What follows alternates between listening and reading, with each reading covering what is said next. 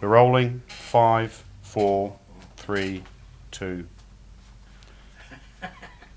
Morning, Bill. It's been wonderful having you here on tour with us in Australia. We would like to know if you've got any final thoughts for your fans, and if you've got any little things that you can give us a little bit of a taste of, if you maybe come next time. Well, I mean, first of all, without any hesitation whatsoever, that was one of the most enjoyable couple of weeks I've ever had. It really was such good fun because, I've never done anything quite on this scale before because I've always had Tim and Graham to fall back on, quite literally in many cases, really.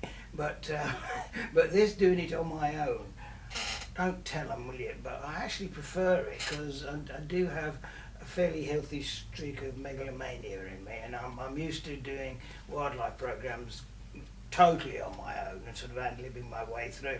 And it's very hard to do that when you've got 2 or 3 people, just get in each other's way. So I love that side of things. Overwhelmingly, though, I have to say it was just the sheer, what's the word, really, friendliness. And it sounds almost soppy, but sort of almost gratitude from when people came up, not just at the shows, but in the street and stuff like that. And they come and say, excuse me, you've been like, I grew up with the goodies and this sort of thing. And then thank you. Now there's a word we don't hear very often, and I can't say I've heard it in Britain for ages, in any context whatsoever. Nobody says thanks anymore, but they sure as hell do here. And, any images of the sort of bluff Australian, which I suspect a lot of British people have, because they always have sort of prototype images, just about everybody in every nationality.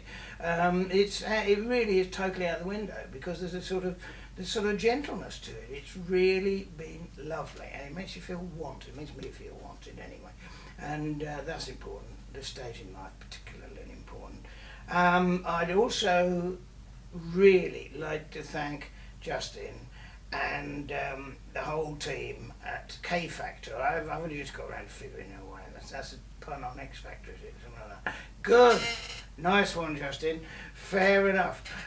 First of all, I have to say how honoured I am to have joined the roster of major sports people that I have enjoyed myself. I happen to be a big sports fan, when he says Campese or Campo, no, he didn't say Campese, nobody does, do they?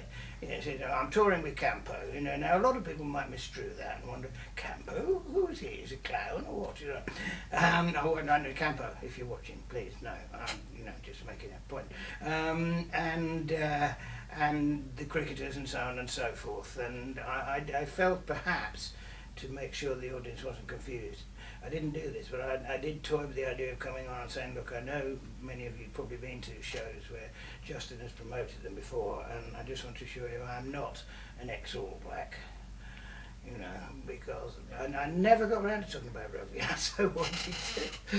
I think that's the thing, actually. I could have just rabbited on and had a nice chat, and we didn't even know.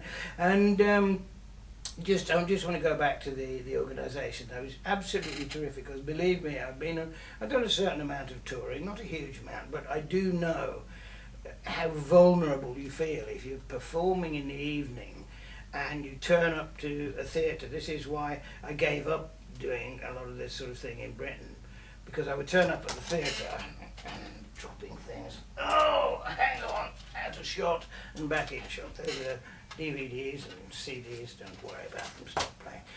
I would turn up the theatre and there'd be nobody there, and sort of, I'd been told to get there at 5:30, 6 o'clock, something like that, and there's nobody there. Then finally somebody very, very reluctantly will open the door and say, oh, you're here already, are you? Well, the engineer hasn't arrived yet, do you want to look at the stage? And I'll go through the stage, and it looked like it's never been used hadn't been used for weeks, and there's dust everywhere.